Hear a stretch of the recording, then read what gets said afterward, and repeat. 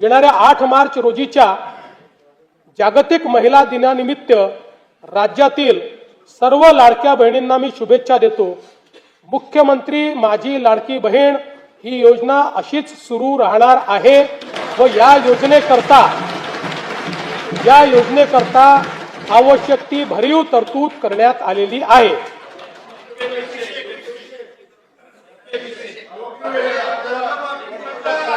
काळजी करू नका, तुमच्या मनातली एक एक गोष्ट आम्हीच पूर्ण करतोय, आम्हीच करत राहणार आहे।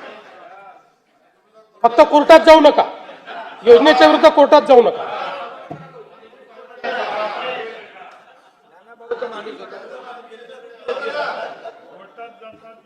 सध्या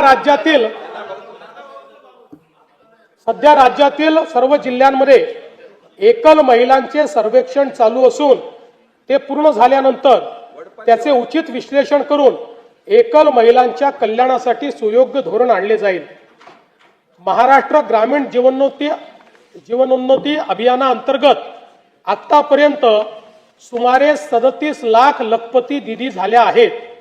सन 2026-27 मध्ये आणखी 25 लाख बहिणींना लखपती दीदी करण्याचे उद्दिष्ट आहे। महाराष्ट्र राज्य ग्रामीण जीवनोन्नती अभियानाअंतर्गत स्थापन करण्यात आलेल्या महिला स्वयंसहायता समूहांच्या वस्तू व उत्पादन विक्रीसाठी हक्काची बाजारपेठ मिळवून देण्याकरता पहिल्या टप्प्यामध्ये 13 जिल्ह्यांमध्ये उमेद मॉल जिल्हा विक्री केंद्र उभारणीस मान्यता देण्यात आलेली आहे। उपक्षेत्र दुसरे शिक्षण व कौशल्य विकास। राज्यात 100% मूलभूत साक्षरता व संख्याज्ञान 82%हून अधिक पदवीधरांसाठी रोजगार निर्मितीचे उद्दिष्ट आहे। राष्ट्रीय व आंतरराष्ट्रीय विद्यार्थ्यांना आकर्षित करण्यासाठी 8 ते 10 शैक्षणिक शहरांची उभारणी करणे, युवकांना उद्योग केंद्रीय आणि कौशल्य विकास शिक्षणाद्वारे सुसज्जित करणे, नवोन्मेष आणि उद्योजकतेला प्रोत्साहन देणारे प्रतिभा केंद्र निर्माण करण्याचे नियोजित आहे।